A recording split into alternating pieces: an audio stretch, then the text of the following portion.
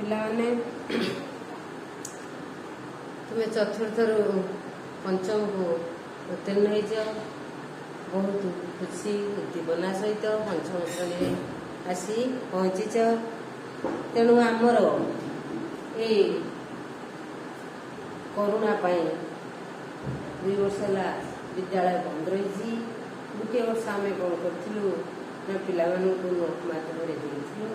ଏ ବର୍ଷ ଆମେ କିଛି ଅନଲାଇନ୍ ମାଧ୍ୟମରେ ଦେବୁ। ତେଣୁ ମୁଁ ଆଜି ପଞ୍ଚମ ଶ୍ରେଣୀର ଭାଷା ଦୁନିଆ ବହିର ସାହିତ୍ୟ ବହି ନମୟୀ ଜନନୀ ବିଷୟରେ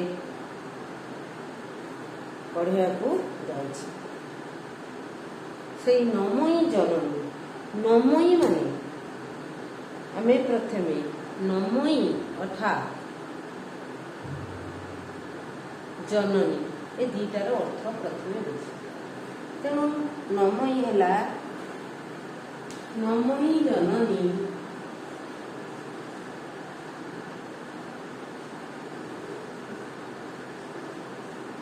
ଜନନୀ ତାହେଲେ ନମୟୀ ହେଲା ନାମ କରିବା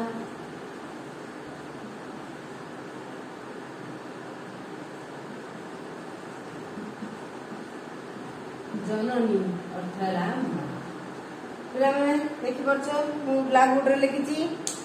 ତେଣୁ ନମୟୀ ପ୍ରଣାମ କରିବା, କାହାକୁ ପ୍ରଣାମ କରିବା? ମାଆକୁ। ମା ଆମର କିଏ? ତମେ ପିଲାମାନେ ଜାଣିଥିବ ଆମର ମା କିଏ? ତମେ କହିପାରିବ ମା କିଏ? ନା ପ୍ରଥମ ହେଲା ଜନନୀ ହେଲା ମା, ଯିଏ ଜନ୍ମଦାତ୍ରୀ ମା। ଆଉ ଜଣେ ମା ଆମର ହଉଛନ୍ତି, ସିଏ ହଉଛନ୍ତି ଆମର ଜନ୍ମଭୂମି ହେଉଛି ଆମ ମା। ସେଇ ତାକୁ ଆମେ ପ୍ରଣାମ କରିବା। କାହିଁକି ପ୍ରଣାମ କରିବା? ଜନନୀକୁ ଆମେ ମାଆକୁ କ'ଣ କରୁଛେ? ପ୍ରଣାମ କରୁଛେ। କାହିଁକି ମାଆକୁ ପ୍ରଣାମ କରୁଛେ? ନା ସେ ଆମକୁ ଜନ୍ମ ଦେଇଛି। ଆମର ସମସ୍ତ ଅଳି ଅର୍ଦ୍ଦଳି ସମସ୍ତ ପ୍ରକାର ଦୁଃଖ ସୁଖ ସବୁରେ ଭାଗି ହେଇଛି। କିନ୍ତୁ ଠିକ୍ ସେଇଭଳି ଏଇ ଜନନୀ ପୃଥିବୀ, ଏଇ ଯେ ଭାରତ ମାତା ଆମ ଜନ୍ମଭୂମି ଆମକୁ କ'ଣ କରୁଛି? ଆମର ସମସ୍ତ ଅଳି ଅର୍ଦ୍ଦଳି ସବୁ କିଛି ସହ୍ୟ କରୁଛି। ତେଣୁ ଆମର କର୍ତ୍ତବ୍ୟ ସେଇ ଜନ୍ମଭୂମିର ସମ୍ମାନ ରଖିବା, ମାନ ରଖିବା ଏବଂ ମର୍ଯ୍ୟାଦା ଦେବା ଏବଂ ତାକୁ ପ୍ରଣାମ କରୁଛୁ, ଶତକୋଟି ପ୍ରଣାମ ଜଣାଇବା। ସେହି ବିଷୟରେ ଆଜି ଆମେ ପଢ଼ିବା। କ'ଣ? ନମୟୀ ଜନନୀ। ଆମେ ଜନନୀ ଜନ୍ମଭୂମି, ଜନନୀ ଜନ୍ମଭୂମିକୁ ପ୍ରଣାମ କରିବା। ସେହି ବିଷୟରେ ଏଇ ଗୀତଟି ପ୍ରଥମେ ପଦ୍ୟ, ସେଇ ପଦ୍ୟଟିକୁ ମୁଁ ଆବୃତ୍ତି କରୁଛି। ସେଇ ଆବୃତ୍ତି ତୁମେମାନେ ଶୁଣ। ଆପାଦ ମସ୍ତକ କରିଥିଲେ ସ୍ପର୍ଶ, ଯାର ଗଙ୍ଗା ଗୋଦାବରୀ, ଯେଉଁ ପୂର୍ଣ୍ଣଭୂମି ମହିମାରେ ଭରା, ପ୍ରତି ଛତ୍ରେ ଯାର ଶିରି, ଯାର ନଦୀ ମହାନଦୀ ସିନ୍ଧୁ ନଦୀ କପିଳାସ ଗିରିବର, ବଡ଼ ଠାକୁରଙ୍କ ବଡ଼ ଦାଣ୍ଡ ଜମି, ସବୁ କିଛି ଏକାକାର, ମହାପ୍ରସାଦର ଆନନ୍ଦ ବଜାର, ସ୍ୱର୍ଗଦ୍ୱାର ଯାବ ଶାଣୀ, ସୁଜଳା ସୁଫଳା ତଟିନୀ ବେକଳା ଛବିଳ ଉତ୍କଳ ଭୂମି। ଏ ମାଟି ମହତ ରଖିବାକୁ ଦିନେ ଦେବତା କଲେ ଲଢ଼େଇ, ଭକ୍ତର ଅଧୀନ ଭଗବାନ ଏଠି ଚୋରି କଲେ ଭକ୍ତ ପାଇଁ। ଏ ମାଟି ମୁହଁରେ ପାଗଳ ଠାକୁର ସାକ୍ଷୀ, ସାକ୍ଷୀ ଗୋପାଳ ହୁଏ, ତୁହି ଜନ୍ମ ହୋଇ ମା ମୋ ଉତ୍କଳ, ତପାଦେ ମଥା ମୋ ହୁଏ। ଜୀବନର ମାୟା ମମତା ପାଶରି, ଜାତୀୟ ଜୀବନ ପାଇଁ ବଢ଼େଇ ସାଧବ ପାଇକ କୂଳର, ଏଇ ତ କର୍ମ ଭୂମି। ସୁରେନ୍ଦ୍ର ସାଏ କି ବକ୍ସି ରାଜଗୁରୁ, ଖାରବେଳ କଥା ଆଉ ବନବାସୀ ନିଜ ଦୁଃଖ ଭୁଲି କହେ, ଜଗତ ଉଦ୍ଧାର ଦେଉ। ଆପଣା ମହତ ଆପେ ରଖି ରଖି ସ୍ୱର୍ଗକୁ ଆହୁତି ଦେଇ, ମିଶୁ ମୋର ଦେହ ଏ ଦେଶ ମାଟିରେ ମାର ଚରଣ ଛୁଇଁ।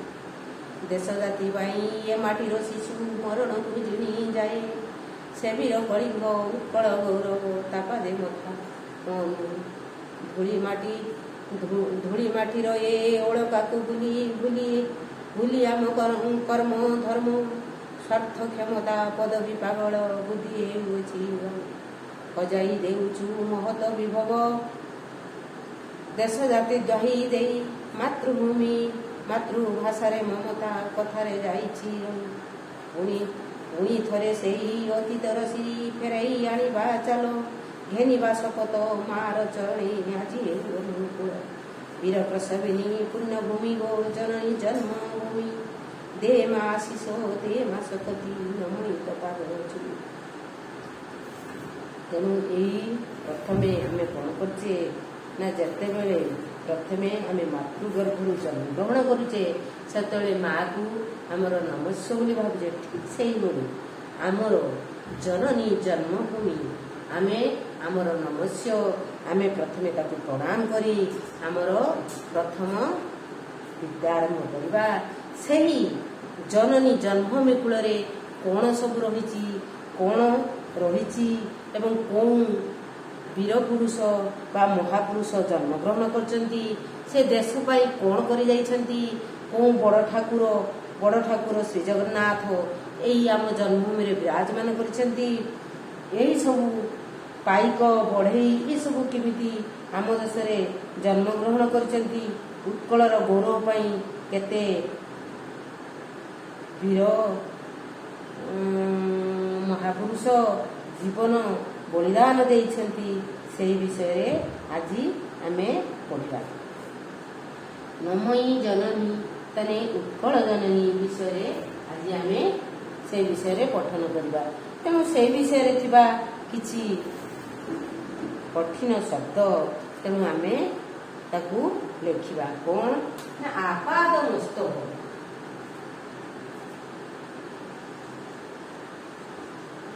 ମାନେ ପିଲାମାନେ ତମେ ସବୁ ଖାତାରେ ସେଗୁଡ଼ିକ ନୋଟ କରିନିଅ। ଆପାଦ ମସ୍ତକ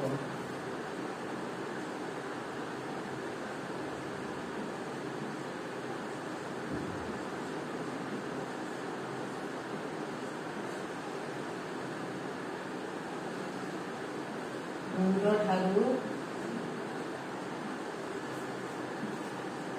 ପାଦ ପର୍ଯ୍ୟନ୍ତ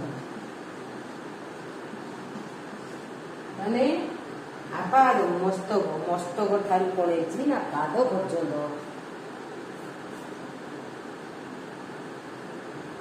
ମସ୍ତକ ଠାରୁ ପାଦ ପର୍ଯ୍ୟନ୍ତ ଜନନୀ ଅର୍ଥାତ୍ ମା ଲେଖିଛି ମା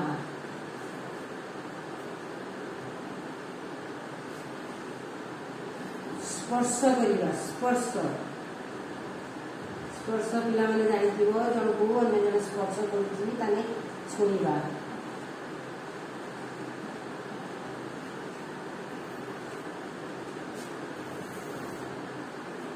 ପୂର୍ଣ୍ଣଭୂମି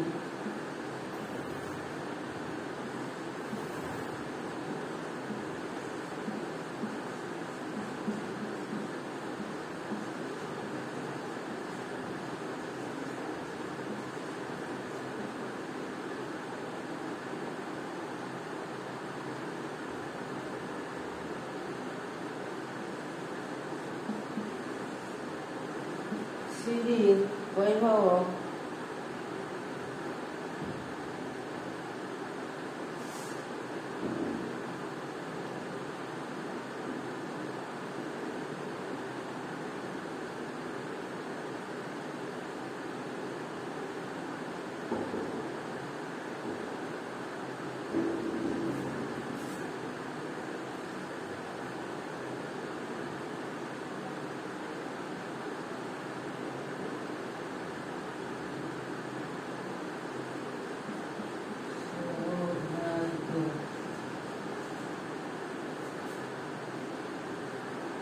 ସୌଭାଗ୍ୟ ନଦୀ ମହାନଦୀ ମୋହଦଧି ହେଲା ମୋହଦଧି ପୁରୀର ସମୁଦ୍ରକୁ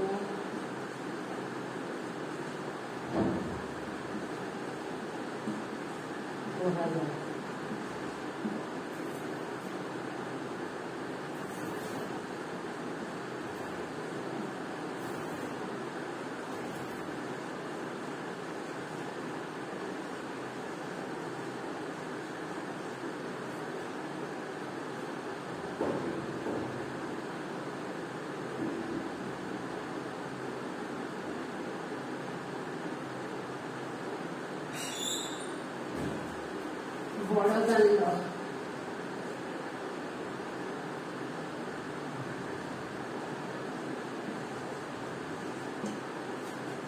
ସିଂହଦ୍ୱାର ଠାରୁ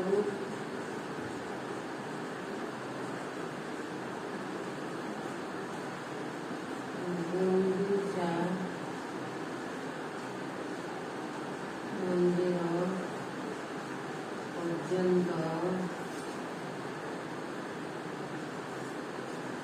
ଓସାରିଆ ରାସ୍ତାକୁ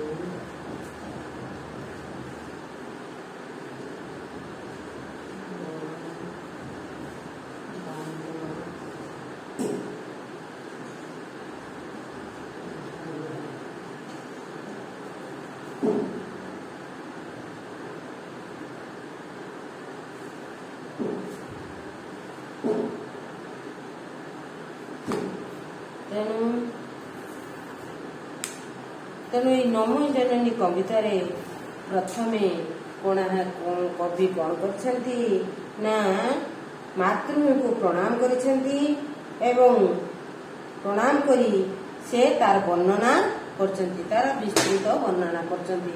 କ'ଣ ଆପାଦ ମସ୍ତକ କରିଥିଲେ ସ୍ପର୍ଶ ଯାର ଗଙ୍ଗା ଗୋଦାବରୀ ଯେଉଁ ପୂର୍ଣ୍ଣମୀ ମହିମାରେ ଭରା ପ୍ରତି ଛତ୍ରେ ଯାର ଶିରି ଯାର ନଦୀ ମହାନଦୀ ସିନ୍ଧୁ ମହାନଦୀ କପିଳାସ ଗିରିବର ବଡ଼ ଠାକୁରଙ୍କ ବଡ଼ ଦାଣ୍ଡ ଯାଇ ସବୁ କିଛି ଏକାକାର। ପିଲାମାନେ ଆକୁ ଭଲ ଭାବରେ 2-3 ଥର ପଠନ କର, ଦେଖିପାରିବ। ଆପାଦ ମସ୍ତକ ମାନେ ଆପାଦ ମସ୍ତକ ମାନେ ଆମ ମୁଣ୍ଡ ଠାରୁ ପାଦ ପର୍ଯ୍ୟନ୍ତ କ'ଣ କରିଛି ନା ଏ ମୁଣ୍ଡ ଠାରୁ ପାଦ ପର୍ଯ୍ୟନ୍ତ କୁହାଯାଏ।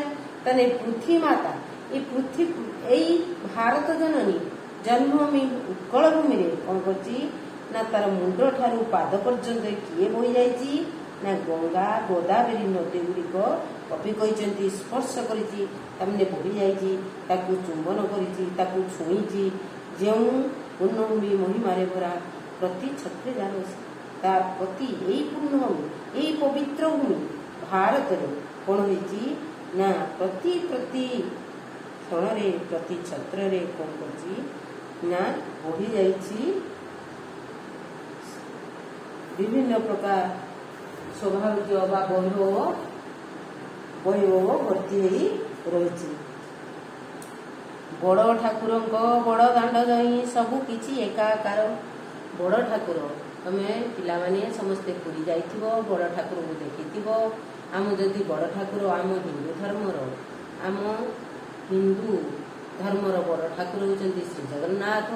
ସେ ହେଉଛନ୍ତି ଏହି ପୁରୀରେ ବିରାଜମାନ କରିଛନ୍ତି। ପୁରୀର ବଡ଼ ଠାକୁରଙ୍କ ବଡ଼ ମନ୍ଦିରକୁ ବଡ଼ ଦେଉଳ ବୋଲି କୁହାଯାଏ ଏବଂ ତାଙ୍କର ଦାଣ୍ଡକୁ ବଡ଼ ଦାଣ୍ଡ ବୋଲି କୁହାଯାଏ। ସବୁକିଛି ଏକାକାର ହେଇଯାଇଛି। କ'ଣ ନା ବଡ଼ ଦାଣ୍ଡ ହେଲା ସିଂହଦ୍ୱାର ଠାରୁ, ପୁରୀ ମନ୍ଦିରର ସିଂହଦ୍ୱାର ଠାରୁ ଗୁଣ୍ଡିଚା ମନ୍ଦିର ପର୍ଯ୍ୟନ୍ତ ଯେଉଁ ଓସାରିଆ ରାସ୍ତା ରହିଛି ତାକୁ କ'ଣ କୁହାଯାଏ ନା ବଡ଼ ଦାଣ୍ଡ ବୋଲି କୁହାଯାଏ। ତେଣୁ ପିଲାମାନେ ଯାଇଥିବ ସମସ୍ତେ ପୁରୀର ବଡ଼ ଦାଣ୍ଡକୁ ଦେଖିଥିବ। ଓସାରିଆ ହେଇକି ଯାଇଛି ପ୍ରାୟ 3-4 କିଲୋମିଟର ରାସ୍ତା ସେ ଯାଇଛି। ସେଇଟା ହେଉଛି ଠାକୁରଙ୍କର ବଡ଼ ଦାଣ୍ଡ। ବଡ଼ ଯେହେତୁ ବଡ଼ ଠାକୁର ତାଙ୍କର ସମସ୍ତ କିଛି ବଡ଼ ବୋଲି କୁହାଯାଇଛି। ତେଣୁ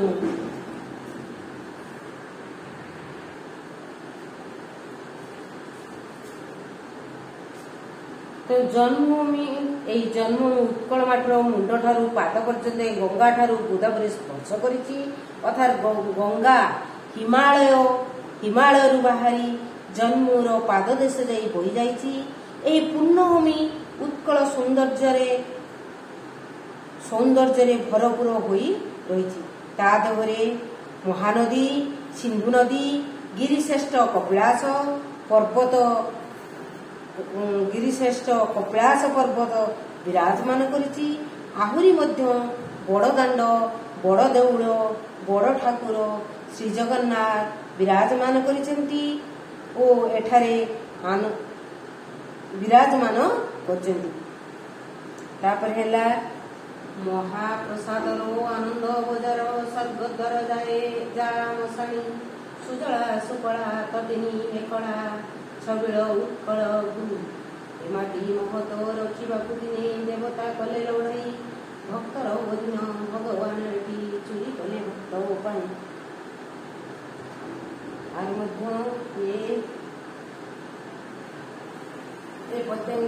ଏହି ପଦ୍ୟଖଣ୍ଡର ଆମେ କ'ଣ କରିବା ତାର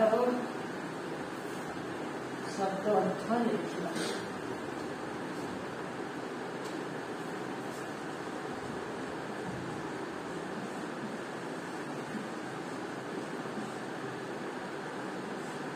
ମହାପ୍ରସାଦ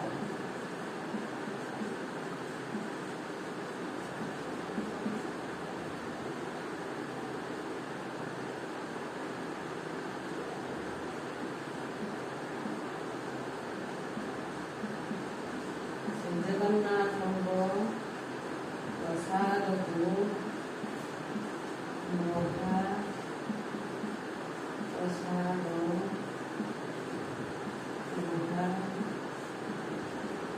ଯାଏ। ମହାପ୍ରସାଦ କହିଲେ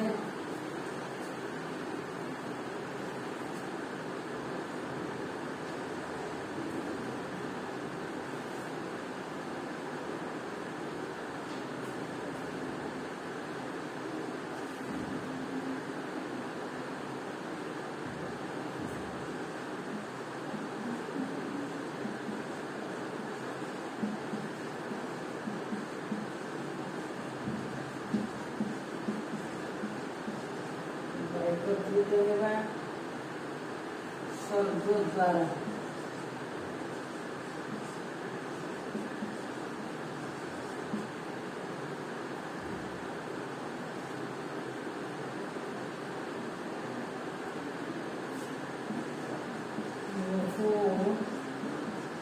ବୁଦ୍ଧି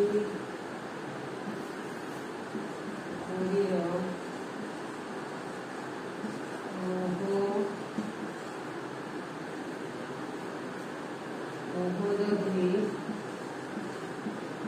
নিকটরে ଥିବା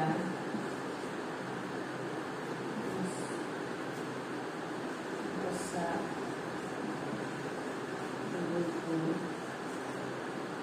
ମଶାଣୀକୁ ସ୍ୱର୍ଗଦ୍ୱାର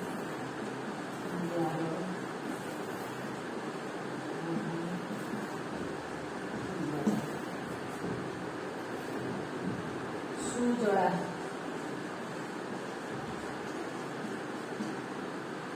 ଜଳରେ ପରିପୂର୍ଣ୍ଣ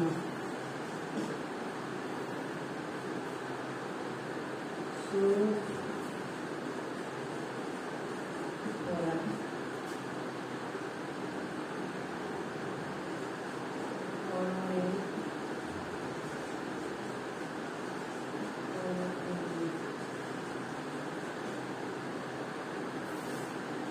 Tini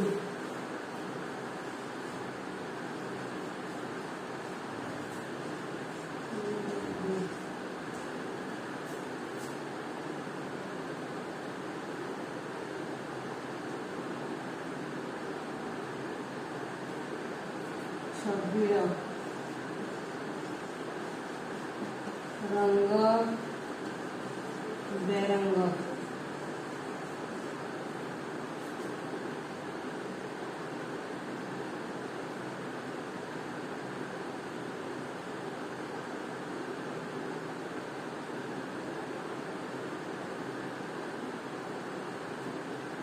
মেখলা মেখলা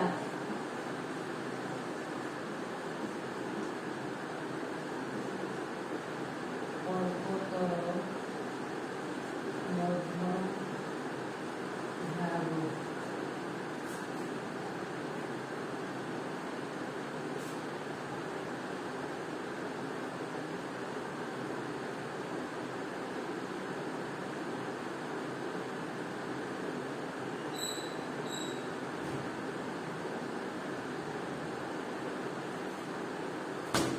ତେଣୁ ମହା ଆଉ କ'ଣ ଆନନ୍ଦ ବଜାର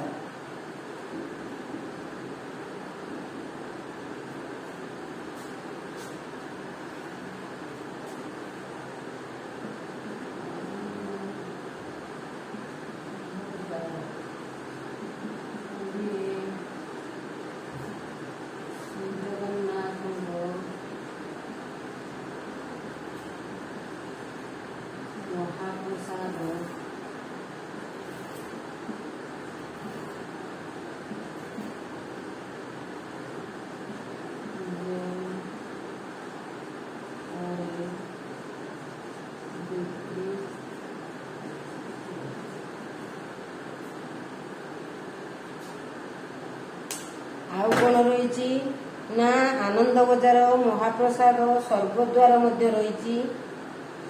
ମହାପ୍ରସାଦ କାହାକୁ କୁହାଯାଏ ନା ମହାପ୍ରସାଦ ହେଉଛି ଶ୍ରୀ ଜଗନ୍ନାଥଙ୍କର ମହାପ୍ରସାଦ। ଶ୍ରୀ ଜଗନ୍ନାଥ ନିକଟରେ ଯେଉଁ ଅନ୍ନଭୋଗ ଲାଗେ ସେଇ ଅନ୍ନଭୋଗ ତାହା ଯାଇ ବିମଳାଙ୍କ ନିକଟରେ ଲାଗିଲେ ତାହା ମହାପ୍ରସାଦ ବୋଲି ପରିଣତ ହୁଏ। ସେହି ମହାପ୍ରସାଦ କୋଉଠି ନା ପୁରୀରେ ଆମକୁ ମିଳେ। ଆମେ ସେଇ ବଡ଼ଦାଣ୍ଡ ବଡ଼ ଠାକୁରଙ୍କ ନିକଟରେ ସମସ୍ତେ ଏକାକାର ହୋଇଯାଉ। ଏହି ମହାପ୍ରସାଦ କୋଉଠି ମିଳେ ନା ଆନନ୍ଦ ବଜାରରେ, ଏକ ଜଗନ୍ନାଥଙ୍କର ଏକ ପୁରୀର ଜଗନ୍ନାଥ ମନ୍ଦିର ପାଖରେ ଜଗନ୍ନାଥଙ୍କର ମହାପ୍ରସାଦ ବିକ୍ରି ହୁଏ। ତାକୁ କ'ଣ କୁହାଯାଏ ଆନନ୍ଦ ବଜାର ବୋଲି କୁହାଯାଏ। ସେଇ ଆଉ କ'ଣ ରହିଛି ନା ଆମେ ପୁରୀରୁ